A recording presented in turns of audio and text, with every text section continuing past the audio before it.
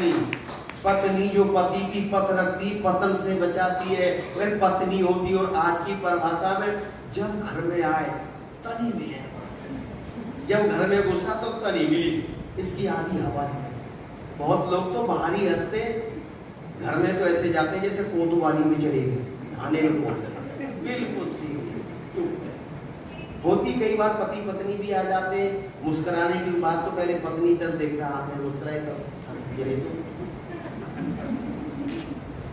पति पत्नी, मेरे महर्षि गांधी ने अपने ग्रंथों में सबसे ज्यादा प्रमाण किसके दिए हैं? मनुस्मृति के। मनु महाराज जी ने एक मनुष्य का संविधान लिखा, सबसे ज्यादा प्रमाण मनुस्मृति के हैं सत्याग्रह।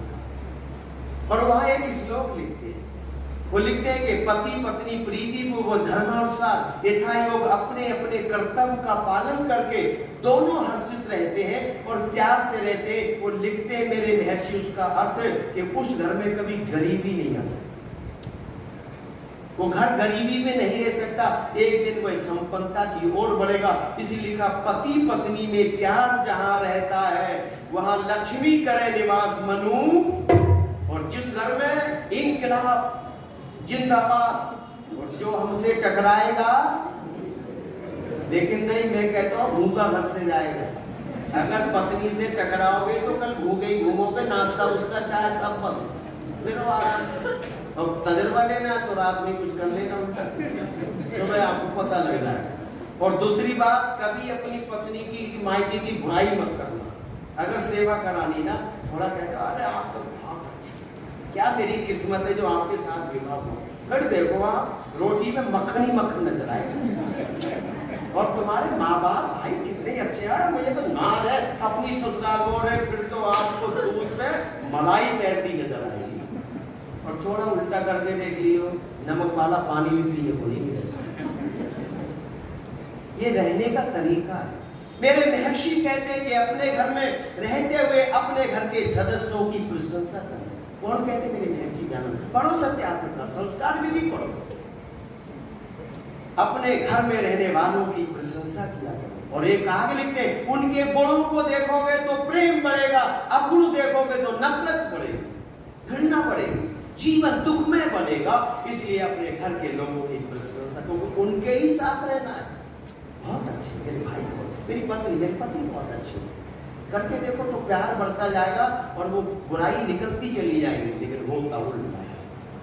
आओ घर में कैसे रहे, प्यार के साथ रहे, रहने का तरीका सलीका। ये कथा तो बड़ी लंबी है, पर मुझे ये 20 मिनट में समाप्त करनी है। जब श्री राम को 14 वर्षों का वनवास हो गया तो माँ सीता आई और आके कहती, प्राणनाथ हमें भी अपने साथ जंगलों में ले चलो, मैं आपके साथ चलना चाहती हूँ, मैं अपने कर्तव्य पर रहना चाहती हूँ, चलना चाहती हूँ, आपसे अलग रहकर मैं अपने कर्तव्य का पालन नहीं करूँ। तो श्री राम ने कहा, सीते जंगलों में तो बड़ा कष्ट होते हैं, बड़ी परेशानियां होंगी, आप मेरे साथ मत चलो।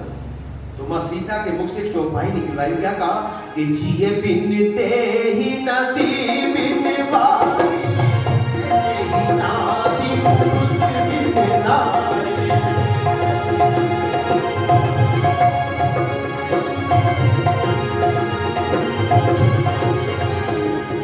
जिए बिन देह नदी बिन बारी। अब व्याख्या का इतना वक्त नहीं है। आत्मा के बिना शरीर बेकार है, जल के बिना मछली, फल के बिना वृक्ष, दीपक के बिना मंदिर का कोई, पति के बिना पत्नी के जीवन का कोई महत्व नहीं है। मैं आपके साथ चलना चाहता हूँ। तो श्री राम ने कहा 14 साल जंगलों में रहना होगा, ऊंची नीची धरा पे चलना पड़ेगा, बड़े कष्ट, बड़ी परेशानी आएंगी। इसलिए सीते तुम मेरे साथ मत चलो। गीत तो बड़ा प्यारा, पर एक लाइन सुन लो। सिया प्यारी क्या करोगी, सिया प्यारी क्या करोगी, मेरे साथ मन में चल के, मेरे साथ मन में चल के।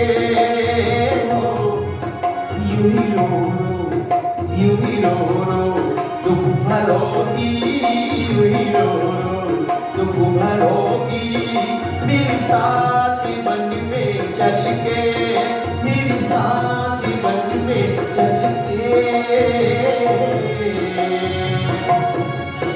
ऊंची पहाड़ पर्वत ककरीली भूमि होगी, ककरीली भूमि होगी,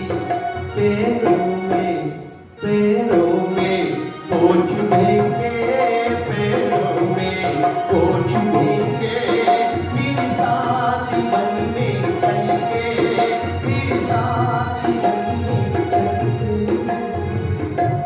ये मखमली गद्दे नहीं होंगे, ये महल नहीं होंगे, पेड़ों के नीचे, झोपड़ियों के नीचे 14 वर्ष गुजारने हैं, ऊंची नीची धरा, कंकड़ कांटे पैरों में चुने।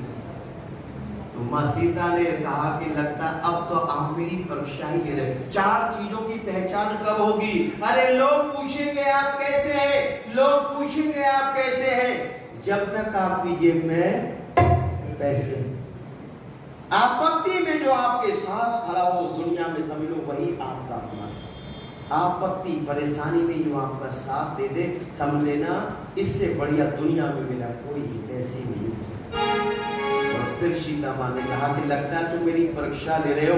और 4 चीजों की पहचान कब होगी? ये धीरज धर्म मेरे और नारे,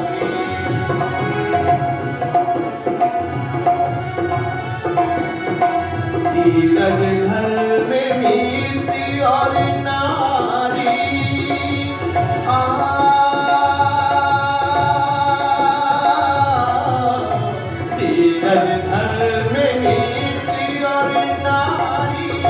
आपत्ति काल पर कियो जाए, धीरज धर्म